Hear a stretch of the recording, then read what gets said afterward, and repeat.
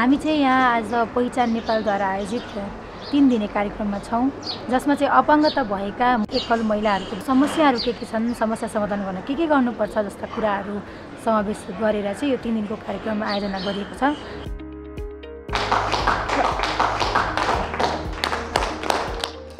Pahichan Nepal is a non-profit organization dedicated to protecting and promoting the rights, inclusion and empowerment of single and marginalized women with disabilities in Nepal. अपाङ्गता भएका एकल महिलाहरू हैन दोहोरो मारमा छैन, तेह्रो मारमा हुनुहुन्छ पक्कै पनि, किनभने एक त अपाङ्गता हैन, त्यसमा पनि महिला अपाङ्गता भएका महिला, अझ त्यसमा पनि अपाङ्गता भएका एकल महिला भनिसकेपछि एउटा मात्रै विभेद तपाईको विभेदमा हुनुहुन्न।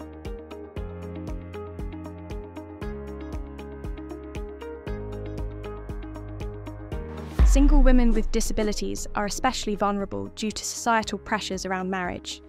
तपाईहरुले धेरैले ऊर्जा दिन सक्नुहुन्छ। अरूको अगाडि नर्मल मान्छेहरुलाई आफू एकदमै राम्रो सक्षम छु भन्नेहरुलाई हाँसेर एकदमै खुसी भएर देखाउनुस्, तिनीहरुलाई पनि ऊर्जा दिनुस्। तपाईहरुले संघर्ष गर्न नछोड्नु हैन, अलिकति कुनै सानो समस्या भयो भन्दैमा नआत्तिनुस्, त्योसँग जुझ्न सिक्नुस्। अपाङ्गता भएका महिलाहरू सीमान्तकृत महिलाहरू कति हुनुहुन्छ, उहाँहरूको पहिचान उकास्नको लागि पनि हामी के गरौँ। यदि अपाङ्गता भएको महिलाहरूको सवालको कुरा गर्दाखेरि जो एकल महिलाहरू हुनुहुन्छ, जो डिभोर्सी महिलाहरू हुनुहुन्छ, यदि उहाँहरूको सवालको कुरा उठाएन भने यो आन्दोलन पूर्ण हुँदैन।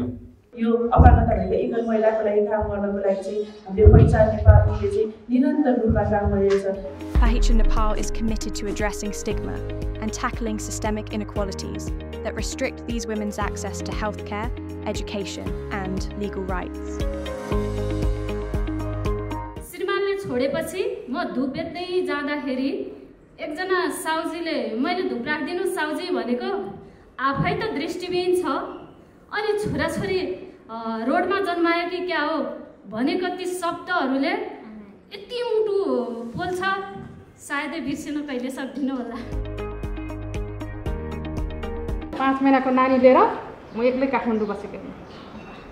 मलाई कोठा खोज्दाखेरि कोठा कसैले दिँदैन थियो। मेरो बुढा बिरामी हुनुभयो, मैले माग्दै हिँडेँ, अहिले हुँदाहुँदै मेरो बुढा बितेको आज 4 महिना भयो।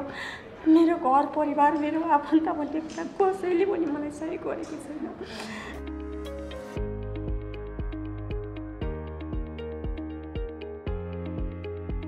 तैँले के गर्न सक्छस् त जा भनेर ताल लगाएर मेरो देउरानी जेठाजुहरूले है घरबाट निकाल, कागती रुखमा मैले बच्चा चेपेर यस्तो गरेर बस्यो, एक रात भयो।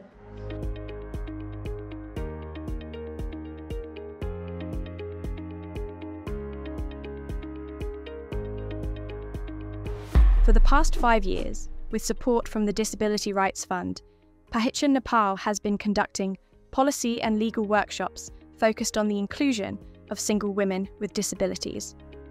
अपाङ्गता भएका एकल महिलाहरूको अधिकार प्राप्तिको लागि वकालत गर्ने न्यायिक क्षेत्र पारदर्शी, एकदम पारदर्शी हुनु पर्यो, बलियो हुनु पर्यो, देखिने हुनु पर्यो। अनि हाम्रो भविष्य के छ त भन्नु त, एक त एकल महिला, त्यसमा पनि अपाङ्गता महिला, अनि राजनीतिमा पनि समावेश नगराएपछि हामी बाटो टाटो कहिले पनि हुन सक्दैन। The participants of the program gave presentations on various topics on a daily basis. जुन समयमा एकल महिला संस्था अगाडि आएर चाहिँ यो एकल महिलाहरूभित्र के कुरा भएको छ, उनीहरूको सवाल के छ, के सवालहरू उठान गर्नुपर्छ, के कुराहरू पीडा भएको छ भन्ने कुराको चाहिँ सवाल उठाएपछि एकल महिला संस्थाले गरेको योगदानको फलस्वरूप चाहिँ राज्यले पनि त्यो कुरालाई सकारात्मक रूपमा लिएको छ। मेरो ससुराको नाममा पहिला जग्गा भएको चाहिँ अहिले चाहिँ के भयो भने दाजुभाइको नाममा नामसार गर्यो भनेर थियो। अनि मैले हो गरेको हो भनेर सोधेको बेलामा चाहिँ हो तिम्रो श्रीमानले कमाएको होइन, हामीले कमाएको जग्गा किनेको, हामीले नामसार गर्यो भन्नुभएको थियो। यो मलाई पाउँछ कि पाउँदैन? हजुरको छोराछोरी हुनुहुन्छ? मेरो छोरा हुनुहुन्छ। विशेष गरी पैतृक सम्पत्ति चाहिँ उहाँले पाउने अधिकार हुन्छ, तर पछाडि जोडेको उहाँले आफ्नो स्वार्जनले जोडेको अथवा श्रीमतीको माइतबाट लिएको त्यस्तो खालको छ भने चाहिँ त्यसलाई अनिवार्य भाग लाग्ने भन्ने चाहिँ हुँदैन। यो सारभूत समानताले चाहिँ महिलाभित्रको पनि विविधता, त्यो भित्र पनि समानता ल्याउन खोज्नुपर्छ। त्यसको लागि विशेष अस्थायी रूपमा भए पनि 10 वर्ष 15 वर्ष 20 वर्ष कति हो त्यो महिलाका लागि छुट्टै व्यवस्था पनि गर्नुपर्छ भन्ने कुरा पनि यसले गर्छ। प्रायःलाई कसैलाई पनि थाहा छैन क्या म एकल महिला भइसकेको भनेर होइन। अनि मान्छेहरूले भन्छ यसले त बुढालाई छोडे हो क्या हो, किन यसरी बसेको, तँलाई अब बुढा भट्टा जानु मन लाग्दैन, भेट्नु मन लाग्दैन, यस्तै घर जा भन्ने गर्छन् होइन। डोटेर ढाडको ठुलो बिमार लाग्यो। अहिले मेरो बच्चा 19 वर्षको भयो, सुगर इन्जिनियर पढ्न हालेको थिएँ। अहिले बच्चा हुँदै कराउँदै अब घरमा थन्किएको छ, 2-3 लाख रुपियाँ काटेर पनि पढ्ने भएन। आफू सपङ्ग भइदिएको भए कसैको मल पुगेर पनि तँलाई पढाउँदा हुने क्षमता त्यो के गर्ने बाबु अनि भनेर त्यस्तै त्यस्तै पीडाहरू छन्।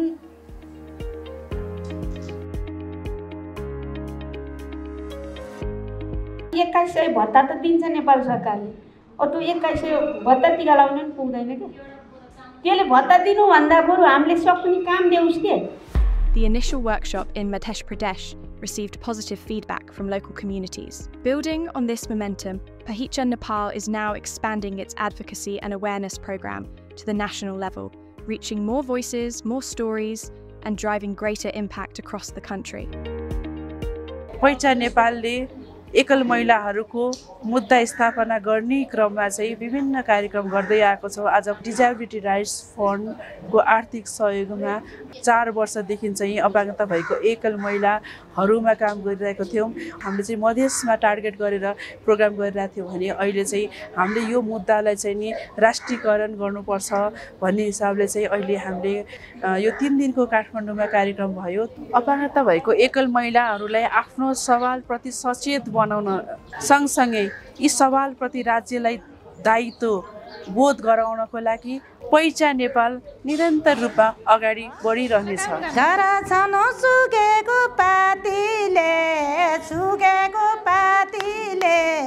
मलाई टाढा नसोध्नु साथीले पानको पात अनि मलाई सम्झन्छु दिनको रात मसेली सलला।